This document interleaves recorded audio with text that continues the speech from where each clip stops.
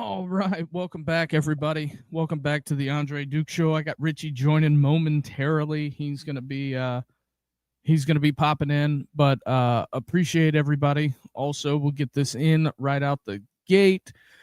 Williams Auto Parts been in business since 1951. Go see Rocky. Go see Heath. If you need some new and used, auto parts, located in Portland, Indiana, off of Highway 27 on South Detroit Avenue.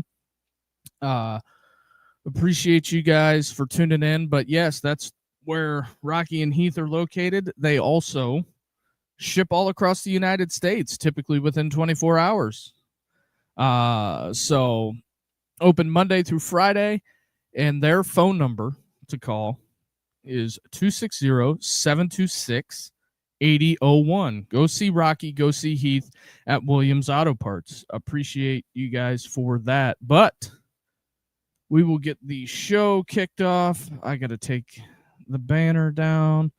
It is not a call-in show tonight. I apologize, but we got Richie joining us here momentarily. He's got some fatherly duties to attend to. We are try to be a family show here, but appreciate everybody. But we will get this thing kicked off tonight. There's still a lot of chatter I'm seeing out there about the Army Navy thing. I find it interesting. Also, the WBC is on tonight. United States taking on Mexico. I believe that is live. Don't quote me. I'm not up to date on all my WBC stuff. I doing the whole college sports thing. You only got so much time in a day. But as far as it goes today, I talked about it a little bit last week. Monken is open to moving the Army-Navy game, which I am opposed to. I don't think it should be anywhere near. It should have its own weekend. It is the ending of college football, to say the least. We're also going to talk the Ted Carter stuff that happened today at Ohio State. That came out of left field. Very interesting to say the least. But on the Army-Navy front, I think that it deserves its own day. I don't know how you guys feel. I feel as though that it deserves its own day. Some people agree to disagree. It kind of is what it is. But me being the guy that I am, I just think that I think it deserves its own day. And also, with that being said, I think we can come to an agreement that the calendar needs moved. It needs a fundamental overhaul. We can talk about the calendar all day if we want to. It's just not working for most universities, most teams, trying to get this whole thing figured out here. So apologize, bear with me. But yeah, that's kind of what we got going here this evening. But Monken open to moving it. Army coach Jeff Monken isn't against moving the game up 2 weeks. So Thanksgiving right now is when it would be. The two service academies met on Saturday after a conference championship weekend between the rest of the college football regular season and bowl season. And we got sirens going off at my house. Monken's quote is I think Army-Navy is a huge part of the history of college football, but what is it even today? I apologize. We have some type of event going on. All kinds of sirens. The dog's going crazy. What can I say? Monken told The Athletic, give us a 4-hour block on Thanksgiving or Friday or Black Friday, or even Saturday of Thanksgiving. Give us that 4-hour block and just say nobody else plays during this 4-hour block. That's still protecting the game. Well, okay, that is fair. He does have a point there if they block it off. But I still think at the end of the day, I think it deserves its own weekend because it's got one hell of a time slot, the build up to it. it really puts those two Service Academy on the showcase. Dave's here says as long as it's not at noon, yeah. I would think that they'll probably do that 3:30 time slot window. I would think that you could sandwich it on CBS in between Alabama and Auburn. They keep moving the Egg Bowl, which if Mississippi State, this is a side tangent. Is there a more important game at noon on Saturday after Thanksgiving? You have Ohio State, Michigan, and then it's normally Ohio State, Michigan. If you're a channel flipper like myself or have multiple TVs, it's Ohio State, Michigan at noon. Then it's Alabama, Auburn at 3:30, and then it's some combination of Florida State, Florida, or because they've been putting the Texas A&M game on Black Friday, or not Black Friday, but yeah, they did. I think they played A&M on Friday and not Saturday. But I think the TV companies could work together and get something figured out. It's just, I just don't know why they won't move the season up. That's all we ask. Move it up 3 weeks. Black Friday, yeah, a lot of people are off. It's just one of those deals that I don't think you can get you can't get a uniform handle on it. Dave's here says, give them Friday. Yeah, you could give them Friday and then put Texas and A&M, Texas versus Texas A&M after them. I think that's not a bad look here. I just think that it's going to be very fascinating, to say the least, on how they're going to juggle this whole deal. It's not ideal, but I think that they should be getting more out of it than what they are. They can market it better, which I think they do it 2 weeks in advance. I think that if the TV companies were smart and, would show the respect, you would have ads running during Ohio State, Michigan for Army, Navy. You would have ads running Alabama, Auburn. You could run a ton of ads during Texas A&M. It's just one of those things that I think that they could market it better. But it's a great game. I watch it every year. It's the linchpin to the end of the regular season, in my opinion. And you get into a weird world where you start screwing with traditions, and a lot of people get upset. Like look at a lot of the stuff with the uniforms. Just hear me out on this. When Ohio State wears black uniforms, people freak out. Now, people under 45 like the black unis. People over 45 kind of have an issue with it. But without further ado, since we're talking Ohio State, Richie has joined the show. Hold on one second, Rich. You got me, Rich? Yeah, I can hear you. All right. So, black unis. I love the black unis.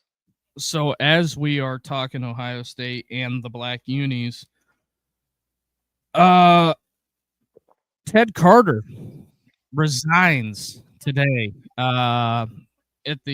Resigns over an inappropriate relationship. They had a 3-hour board meeting on Saturday. It was closed, but Ted Carter told the board that someone was seeking public resources for her personal business. The board was surprised and disappointed to learn that this matter takes the situation and potential impact very seriously. The Ohio State Board of Trustees said in a letter accepting Carter's resignation. This was via the Columbus Dispatch, and I'm also reading this off of Football Scoop. They basically said, we respect your decision and appreciate your contribution in supporting the leadership and tradition of Ohio State. I believe we made such progress during my time at Ohio State. I'm sorry I'm not able to remain your president any longer, Carter said in an open letter to the Ohio State community. The students, faculty, and staff at the university are among the very best in the world, and the education for citizenship, the 2035 strategic plan, as poised to succeed for the years to come. Rich, that's a loaded statement. That is a loaded. There's a lot there. Ted stepping Word down. salad. Yeah. So apparently, how do we navigate this legally? The inappropriate relationship, we don't really know the context of it, but basically, he said that someone was seeking state funds for their personal business. I'm not an attorney. All we can go with is what the statement says. I do believe that is a conflict of interest. Mm-hmm. Ohio State's a public university. You got to do ethics training if you're a state employee at least once a year. So, So, with that being said, something like that, yeah, it's not going to look too good. okay. So, I mean, we could sit here and dwell on the Ted Carter stuff. I mean, Twitter is a powder keg right now about scandal, scandal, scandal. Okay. Ohio State's like, hold my beer. It's just like, okay, let's move on from that. And, we could sit here and talk scandal for an hour and still not get a resolution to what is coming next, because you have to look towards the future. I'm seeing a lot of stuff on the Twitterverse. Is Jim Tressel going to be the president of Ohio State? I think that would be very fitting. He's already in Columbus. He was president of Akron way back when. I forget when he was. I think mid 2010s, somewhere around that area. Because it was done. He did that after he got done coaching, and then he went from Akron to Youngstown. Yeah. And now he's lieutenant governor. I don't know who's going to be opposed to it. I mean, I'm certainly not.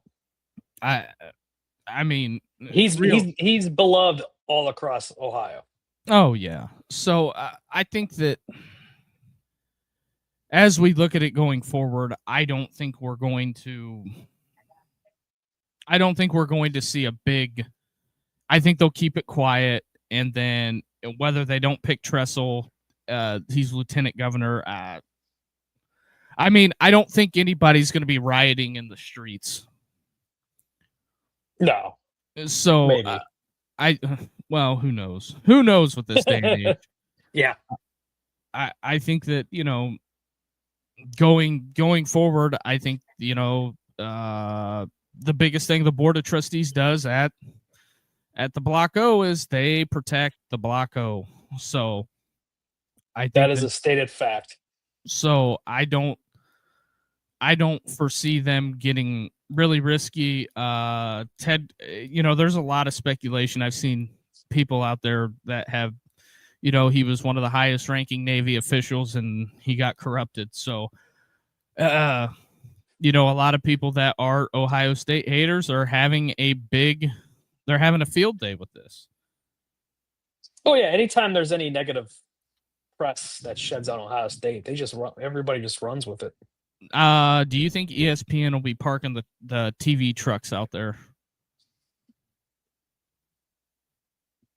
I bet they will, because there's going to be more that's going to come out, and people involved and people selling stories, and it's going to get sensationalized. I'm not downplaying it. I'm saying it's wrong. He should not have done that. But at the end of the day, at least he came forward, said what he was saying. He's going to go live a private life, and I think that's going to be the end of it. Yeah, I mean, we'll have to wait and see. Now, for the Board of Trustees, the biggest thing you have to do is you have to go through everything he did. Oh, yeah, with the fine-tooth comb. Yep. Because I'm sure that this is going to get scrutinized. There's going to be, I guarantee you that the university has so many FOIA requests coming their way, probably from when this news broke to probably actively getting submitted, because they're going to go through Ted Carter's life. That's typically what happens when you have some type of scandal. I'm sure the University of Michigan dealt with this, a couple months ago. I guarantee you they still have a backlog of FOIA requests of submitting information that people are requesting. So hopefully there's no malfeasance in some of the decision making. And, could this be a blip on the radar? Yes. But also, if there is some malfeasance to where there was some inappropriate things going on, that is going to get brought to light, because I guarantee you there's a whole host of people in Michigan that are chomping at the bit to get their FOIA request answered. So that's also, I'm not stating that there's anything going on. I'm just saying that there are people that are going to request the information, and they're going to request it. And what's in that information? It's going to be what it is. So yeah, I'm just saying, I'm on one end of the spectrum. This could be really, really good. They go through everything and everything checks out and everything was above board. But also, it could go the other way as well, to where there's all kinds of crap going on. So, as I'm saying, people think that Tattoo Gate was bad. People think the Zach Smith thing was bad. This could be potentially worse. I'm not saying it's worse, but all I'm saying is be prepared for what the ramifications are from this. What do you think the ramifications could possibly be if they find some things? Well, the big thing is that when you have administrators, it's all going to be about following the money. If the money checks out, I think everything's good. Now, are they going to request emails? Are they going to request phone records? Yes. They'll find out who this person is just by going through the information. I would think that maybe if you're smart, you have somebody sit in there and have him sit there in front of his phone records. Whose number is this? Do you know them? Don't know. Redact, redact, redact. Because there was also a guy that was a head football coach at the University of Mississippi that had the opportunity to redact phone numbers and didn't do it. And he's currently unemployed right now. So I'm not saying hide everything the best you can, but at least check it out and see if something stinks or not. Yeah, it'll be interesting. And I'm not trying to sensationalize this to where it is the biggest scandal. There was somebody else out there that put the biggest scandal out ever whenever there was some dudes smoking weed in the locker room. Okay, Dave's here. So you're telling me a dude couldn't keep in his pants and lost his job over it? Been going on since the first Apple. He got his punishment. Move on. I didn't. I mean, Dave's got a great point. Great point. So, where does this rank in college scandals since 2010? Because I have a list here. We have the Ted Carter thing, we have the Sharon Moore thing, and we have the sign stealing thing. Now, I'll read some of this list. College Sports Daily put this out. Manti Te'o's fake girlfriend is in there. That's gonna be at the bottom of the list. You can't. I don't think that's a scandal at all. Okay, Harvey Updike poisoning the tumor trees at Auburn after they put a Cam Newton jersey on Bear Bryant. That's right. Jesus. Nico leaves Tennessee. Does that rank anywhere? No. Okay. Hugh Freeze and what went on at Ole Miss. That's got to be in there somewhere. That's got to be it. Yeah, that's I'd say Bobby it's like number 8. Petrino and Freeze, I mean, they're right. Those two are right neck and neck. with or without the brace. I think either way you slice it, they're still neck and neck. So Bobby Petrino. What about Jeff Banks in the pole assassin story, the monkey biting the kid? See, I don't remember that. You don't remember that? No, you gotta He's an assistant coach for Texas. He when the last year that they played Texas, because this came out, I believe, in Sark's first year, but he was at Alabama. His wife, her stage name was the Pole Assassin. And I know the Texas people got real bent out of shape. They put like the Dave Matthews dancing thing, and it was a horns down logo. They had a girl dancing on one side and a monkey on the other. Had a big old sign in the crowd. So yeah, I don't know where this Ted Carter thing's going to shake out, but I think it's something to be said there. I think the more they find, I think the more it'll get blown up. Mm-hmm. I definitely think so. But also, seeing how we're this close to all the conference tourneys kicking off, I found a list. SEC Unfiltered put this out. Most wins by a head coach in their first 4 seasons in the SEC. John Calipari, Kentucky, 123 wins. Nolan Richardson at Arkansas, 111 wins. Tubby Smith at Georgia and Kentucky, 108. And then Todd Golding comes in there. He's still active, and he can pick up a few more wins. I believe he's at 100 now. That's a heck of a lot of wins for a head coach in the first 4 years, to be completely honest. So, who'd yours pick for the SEC to win the tourney? Nolan Richardson. I figured that would get Dave hot under the collar. To win the SEC tournament, like Bama. No, give me Florida. I think they're the hottest team right now. Who are you going with the MAC? Oh, Miami of Ohio's got to win the MAC because Bruce Pearl's out there actively campaigning about them not getting into the tournament. So they got to do something. I think Akron will win it. I think they'll beat Miami.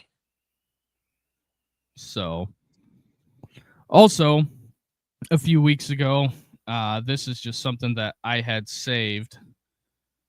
We just didn't get to it in time, but Kirby Smart was talking at the Spurrier event that they had. It was some event where him and Mario went back and forth, and Summerall caught a stray as well. Kirby Smart's quote was, "You're the 4th coach I've played since being here at Georgia. Steve Spurrier's daughter is getting a lot of money selling houses." That was directed at John Summerall. So I know some people will complain and say old news, but that's just where that shakes out. I think that it is very fascinating, to say the least, that old Kirby took a shot like that. So, but there was a lot of verbal shots at that Spurrier event. So, when was that Spurrier event? I believe it was like 2 weeks ago or something. I save a bunch of topics in the notes, and I try to go through them as quick as possible. You know, was that long ago? I remember that. I kind of briefly remember it. I don't know. Duke, the weeks go to come together. Oh, days yeah. go by. You know, it's. Mm-hmm. But yeah, sorry. The dog is going crazy. I don't know if you can hear him or not. No, I cannot. I got Zeke laying here. He's been laying all day. It was a golf event, but it was fun. but it was in fun. Yeah, Dave's here. Yeah, it was like a charity benefit or something. Oh, was it? Oh, okay. Mm-hmm. And then also I found this list by the Next Drive, the all-time 1,000 rushing duos in the SEC. The first one is 1979 Auburn, Cribbs and James Brooks. And then it goes from 79 to 2004 is the next time you had dual running backs run for 1,000 yards. You had Cedric Houston and Gerald Riggs Jr. at Tennessee. All right, now we're in the modern era. You had back-to-back years of Felix Jones, Darren McFadden. Yep, that was they went 10-1. McFadden went to the Raiders that year. Then Felix Jones got drafted by Dallas that year. Mm-hmm. Because Dave's here says because the SEC sucked in that time. Very interesting. 2010, Michael Dyer and Cam Newton, 1,000-yard dual running backs. And then you had TJ Yeldon, Eddie Lacy. Ooh. And then it goes back to Auburn. You had Nick Marshall and Trey Mason. And where does Cadillac Williams and Ronnie Brown fall? They're not on this list. They're not on there? I don't think they were both 1,000-yard backs unless they missed one. Alex Collins and Jonathan Williams, 2014, and then Boom Williams and Benny Snell at Kentucky, and then Georgia dominates the last 2 years. You have Nick Chubb, Sony Michel. I'm telling you, that was a hell of a backfield. That was a great backfield. And then you had Elijah Holyfield and DeAndre Swift are also on that list.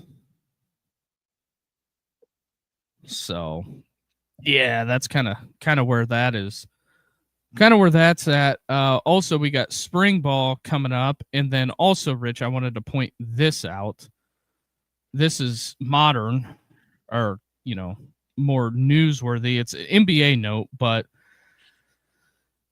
I don't know if anybody really realized Magic City is a gentleman's club in Atlanta. Big time, world famous for their great chicken wings. They were going to have... the Atlanta Hawks were going to plan to honor the hardworking women of Atlanta with Magic City Night. It's since been canceled by the NBA. Can you believe that? Shucks. Adam Silver cancels Magic City Night. I'm just like, come on, guys. What are we doing? This is an outrage. I think there's some people going to be outraged, but just kidding. But I'm just saying, like, the NBA is the no fun league. Starting to turn into that. It is. I mean, well, Silver. I mean, have you watched one game at all, Duke? I've watched bits and pieces, and the thing that kills me is that you have all this stuff going on with the NBA. You got them kicking fans out and all this stuff. It's just very bizarre. Just not my cup of tea. But also, if you're new here, do us the biggest favor. Hit that like and subscribe button. That helps us out a ton. With everything that we got going, we're on the march to 500 subscribers. So there's kind of that. But this next list that I found was every Power Fours team's last conference title. Now, I'll exclude the teams in 25. The notables are Indiana, Duke, for winning their respective conferences. And then I'll leave out 23, 24, 22, 21, 2020, although 2020 is the last time Oklahoma or Ohio State have won a conference title. So we'll kick it off. LSU 2019 hasn't won the SEC in that long. UCF, they switch conferences. So yeah. USC 2017, no conference title since 2017. Penn State 2016. So they're going on 10 years. 10. 10 years. Jeez. So everybody else is 10 years or more. Michigan State 2015, Houston 2015, and this is college football, people. Stanford 2015, but, NIL era, I mean, are you really expecting a lot from Stanford? Here's another notable one, TCU 2014, and they made a natty before they won their conference. And then you have Auburn 2013. Gus Bus, Nick Marshall and them. Yep, Nick Marshall, yeah. And then you have Louisville 2012. Rutgers hasn't won a conference title since they've came to the Big Ten. Syracuse 2012, Wisconsin 2012, Oklahoma State 2011. But they've played for one. They lost to Baylor. Yep. West Virginia 2011, Virginia Tech 2010. Georgia Tech 2009. Florida 2008, BYU 2007, Cal 2006 since they've won a conference title. Wake Forest 2006. Boston College, that's what 2004 is 22 years ago? That's yeah. 20 yeah. Excuse me. No, Iowa. No, 20. Yeah, that's 22 years ago. Yeah, I had to do some quick math. And I'm like, that's 22.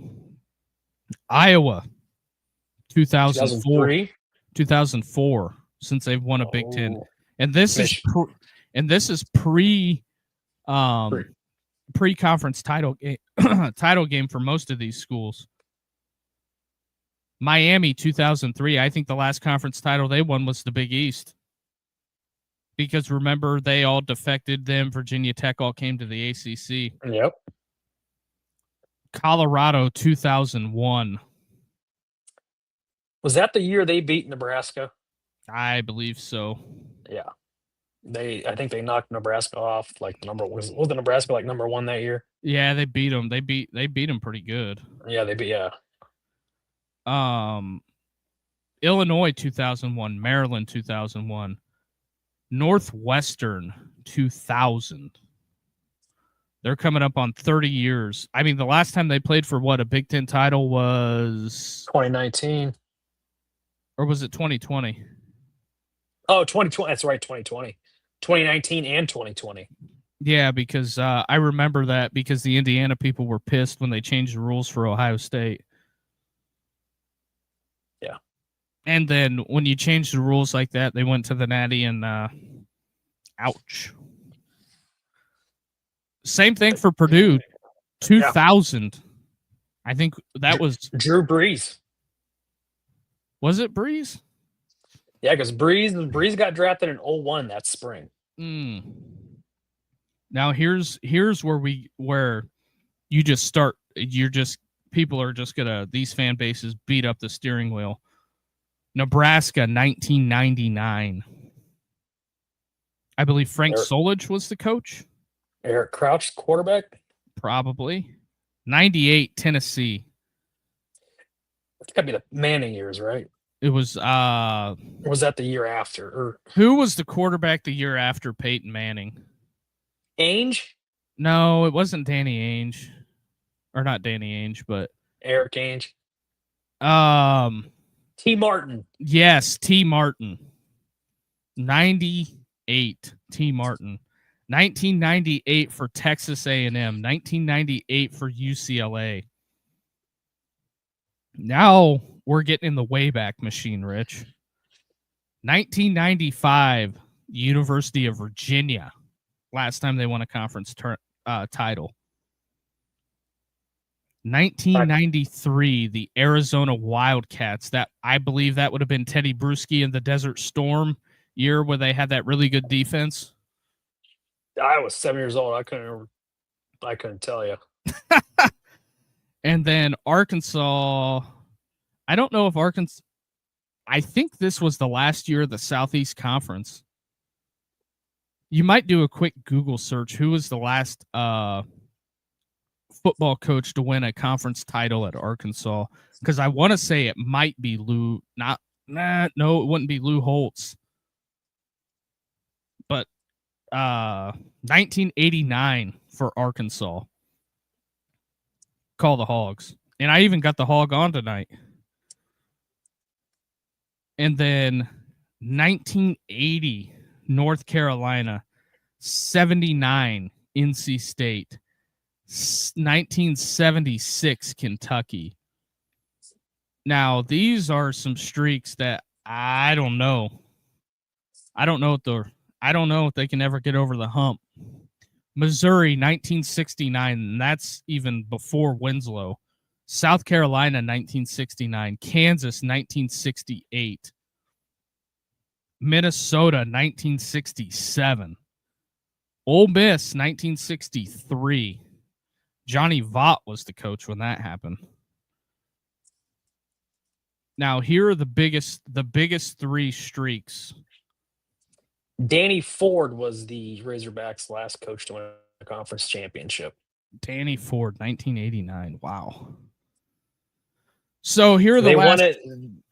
Yeah, wait. Was it the SEC or was it the Southeast Conference?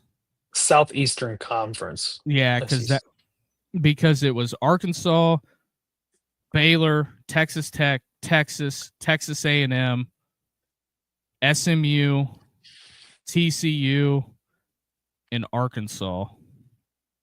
In Texas, I think I threw them in there. Maybe Houston might have been in there too. But that's what the Southeast Conference. Well, they won the Western SEC West under Danny Ford in '95.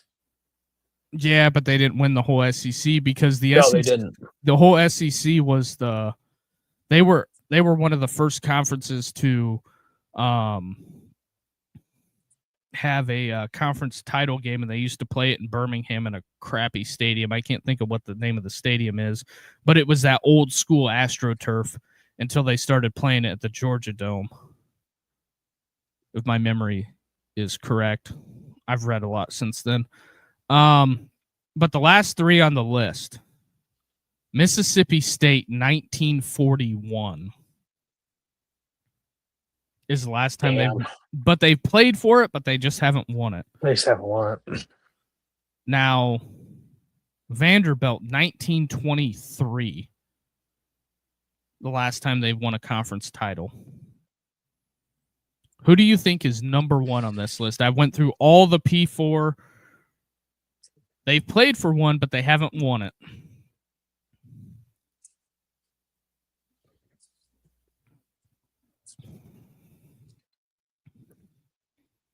Said Kentucky. We said Mississippi State, Vanderbilt. Yep. Tennessee. Yep. Who else is in the conference? I'm trying to think. This is all the P4. That's the Big 12, ACC, Big 10, SEC.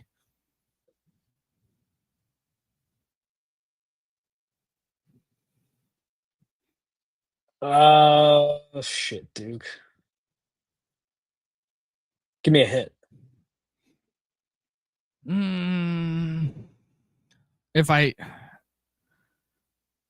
If I say like a famous player for there, you'll get it right away. Name the player. A backup quarterback for the Seattle Seahawks. Not currently, but what does one stick out? Seneca Wallace. Washington State? Nope. He didn't go to Washington State. He didn't go to Where did he go? He went to a It's Big 12? Yeah, he went to a Big 12. Iowa State. Yes, Iowa State, 1912 is the last time they've won a conference. Damn. Even Earl Bruce couldn't get them over the hump. So, yeah, that's a pretty substantial thing. And I want to talk, since it is free agency, we have all kinds of things moving around. I just want to give you a couple of numbers here. The last 20 years, in 2007, the salary cap was $109 million. 20 years. What do you know what this year's salary cap is for each team? I think it's like 301. Yep, 301 million from 2007 to 2026, $301 million. Jeez. And the only time it's really taken a year-to-year dip, it went up in 2007, went up in 2008, went up in 2009. For some reason, Fox didn't post 2010. 2010's an NA, but I think that was the CBA year. Yeah, I think that was no. But let me think here, Duke. Let me think. I you're think that might have been. You're the NFL expert on this show. No, it was 2011 because that was the lockout year. Because 2011, they canceled the Hall of Fame game because it was supposed to be the Bears and the Rams, and they canceled it because of the lockout. Because 11 and 12 are the only years it relatively stayed the same, and then 2013 to 14, a $10 million bump. 15 to 16, almost another $10 million bump. And then 16 to 17, $10 million bump. 18 to 19, $10 million. And it's $10 million consistently all the way up from COVID. From 20 to 21 is the only year it ever went down. It went from 198 in 2020 to 182. And then from 182, it goes up to 208 in 2022. And then it increases drastically from 208 to 224 in 23, and then it goes up again from 224 to 255. 2024 to 2025, it goes up from 255 to 279, and it went this year from 279 to 301. NFL salary caps. Well, I mean, have you been following free agency at all today? Like, there's dudes getting all kinds of stupid money out there. This is kind of like how it was with the NBA. I think it was the year after the Cavs won it in 16. Yes. With everybody getting these ridiculous contracts. Yes. Kenneth Walker got what? 3-year, $45 million? Yeah, he got paid. I think who else got paid this? Malik Willis. Yeah, Fuck Malik. That. Backup quarterbacks are a premium in the NFL. Yeah, I mean, damn. Here's a thing that College Sports Daily put out.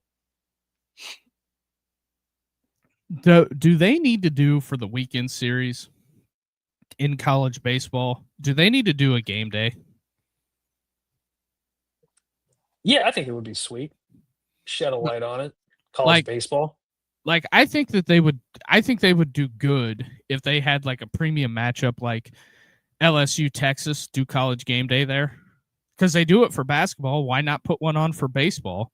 LSU sells out, Mississippi State sells out, all those southern SEC schools sell out.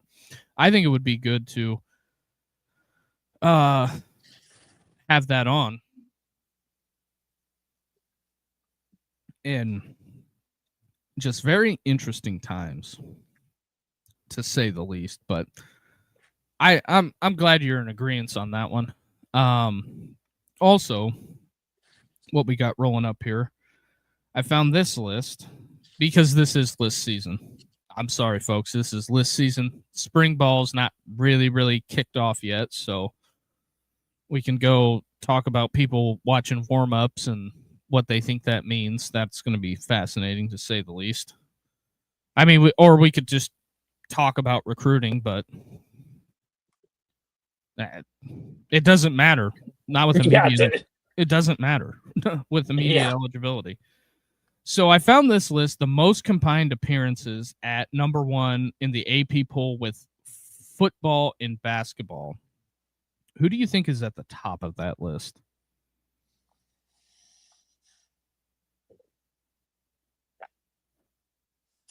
Probably Michigan. No, actually not. It's Ohio State. Bro. 150. How many times?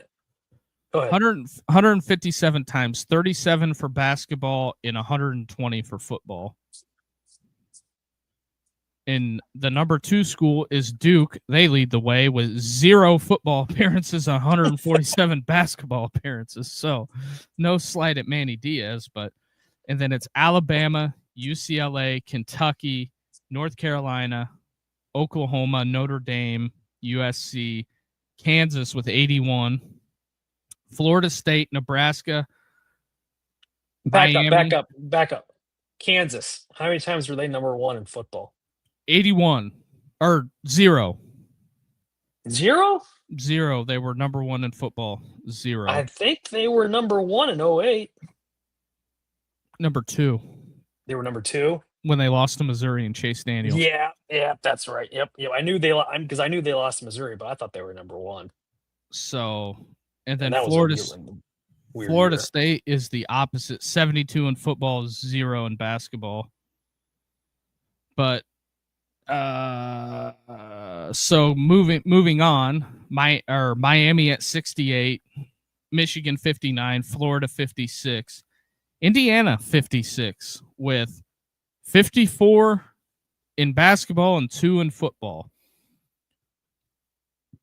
Some other notables on this list: Texas, Georgia, Arizona, Cincinnati, Gonzaga. Gonzaga doesn't have a football program. Michigan State, LSU, UConn, UNLV, University of San Francisco has 29 appearances as the number 1 team in the AP poll, all in basketball. And then Tennessee, Army, Clemson, Pitt, Syracuse, Houston, Penn State, Auburn, and Virginia, UVA. And UVA has actually been number 1 3 times in football. So I thought that list was interesting, to say the least. When were they number 1 in football? Probably back in the 50s or 60s, I would say. Just very interesting. So we go to, we'll end the show, as we have been doing the list of the 100 top quarterbacks of the 2000s. So we're going from 20 to 30. Jaden Daniels, Heisman Trophy winner. You agree with him being at number 20? Yeah, that's fair enough. Bryce Young. And I just got here. What's up, Joe? Joe. What do you know? We got we got to go over the QB list here, and then we're going to fold up shop for the evening. Bryce Young at 21, Heisman Trophy winner. CJ Stroud, 22. CJ put a lot of numbers up at Ohio State. He just couldn't get past that team up north. Joe says he'd put Daniels in the top 10. That's a pretty tough top 10 to crack there, Joe.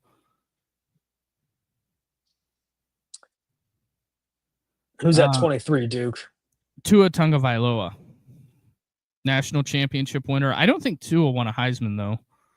No, he did not win a Heisman. He was in contention for it.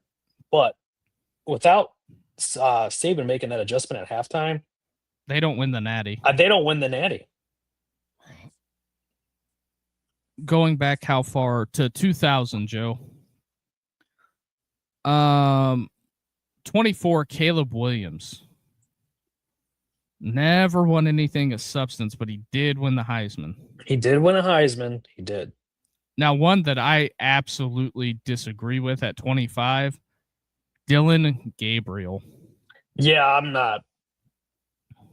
No, he shouldn't be on there, in my opinion. 26, Phillip Rivers. Old man Rivers. See, you got to switch. You got to switch him with like Gabriel should be in like the bottom half of this list, in my opinion. Phillip Rivers was elite at NC State, dude. I mean, he was good. When Ohio State played them, I think it was my senior year in high school. I mean, Ohio State was kicking the hell out of them, and he brought them all the way back and almost upset Ohio State in Columbus. Yeah, that's that 2003 year. They played in overtime, but that would have been a really bad loss. I think that game is what put him on the radar as prospect that year in the 2004 draft. Oh yeah. Also, Joe, every time that me and Richie have been on, at the end of the show, we go over 10 guys from the top 100 list each night. So that's what we've been doing. Okay, after Phillip Rivers, I think that going to be very, very controversial here because I would put this guy higher. Carson Palmer. I agree, Duke. There's no way in hell Dylan Gabriel's above this guy. Heisman winner right before the transfer or the NIL era. I mean, this guy was on the cover of NCAA football 2004. I mean, the guy was number 1 pick overall in the draft. I mean, he was good. He was good.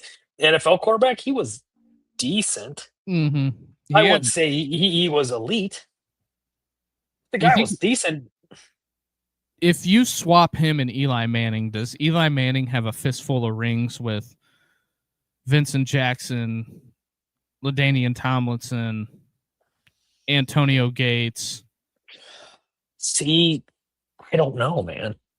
I think Eli Manning has a fistful of rings if he was in San Diego. I mean, what they had out there in San Diego, it was something special for years. Yeah, until they fired Marty. Until they fired Marty, which was bullshit. He went 14-2 and got fired. Exactly. He got fired at 14. That's Spanos for you. And Marty was always a good coach. Yeah. I always liked Marty Schottenheimer. Except when he went to Washington, but I don't think anybody was going to ever make it work under Daniel Snyder. No. I think that's why they stunk out loud for years. Yeah. Also on the list, coming in at 28, Case Keenum at Houston. I mean, he put up the numbers. They had the air raid offense. He was, at Houston. He was good. But Houston was what? Were they in the? They were in CUSA, I think, back then. CUSA, okay. When he was playing. You guys don't even remember San Diego's Air Coryell? Yeah, Don Coryell. Oh yeah, Don Coryell, who should be in the Hall of Fame. That's my opinion. Yeah, I don't know why he's not in there. Don Coryell. Who was the wide receiver? Lance Allworth. I think it was Allworth. Yeah. Jalen Hurts behind Case Keenum. Agree or disagree at 29? See, Jalen could beat you with either his arm or his legs. Yeah, I think Jalen was a good college quarterback. Obviously, all the stuff at Alabama, it is what it is. So that's the 9. Number 30 on the list, Bo Nix.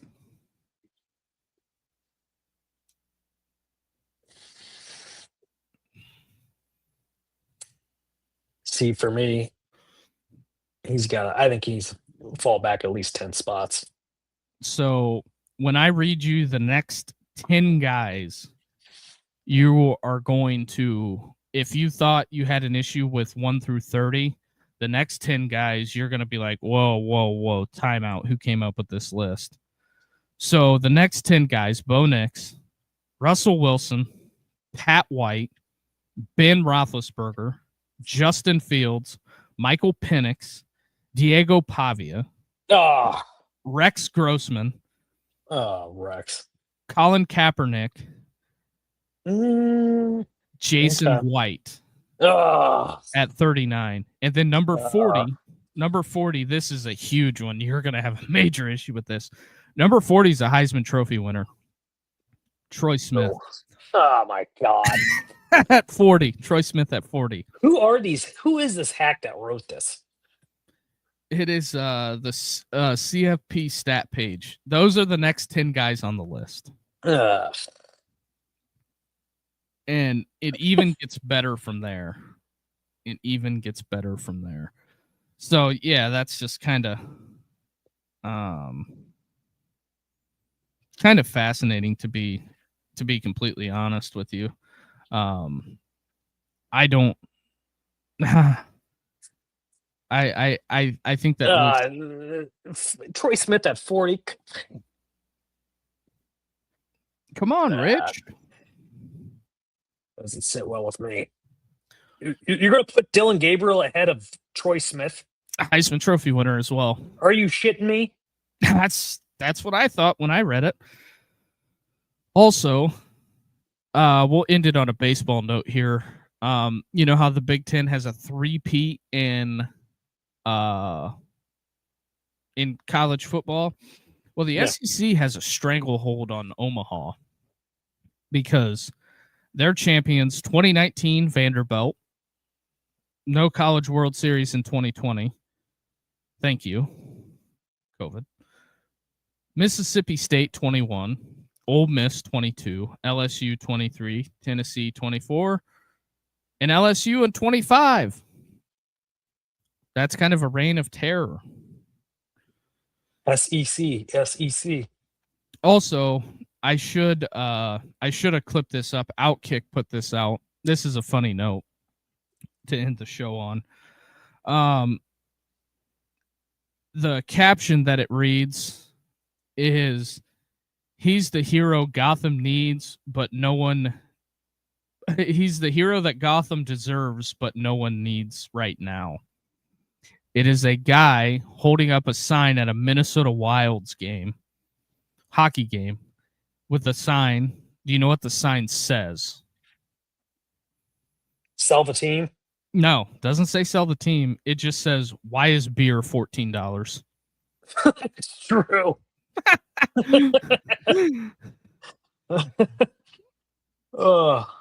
I think that is something that is of note, to be completely honest. And then also I pulled this nugget out before we get on out of here and get everybody out of here for the night. Hey, Furman, they win the conference championship in the SoCon, if anyone cares. But with that being said, Brian Kelly, I don't know who got this comment from him. Brian Kelly said, "I need to stay in the game. If the right situation comes about, I'm ready. I'm certainly going to entertain that." So Brian Kelly getting all his money from LSU.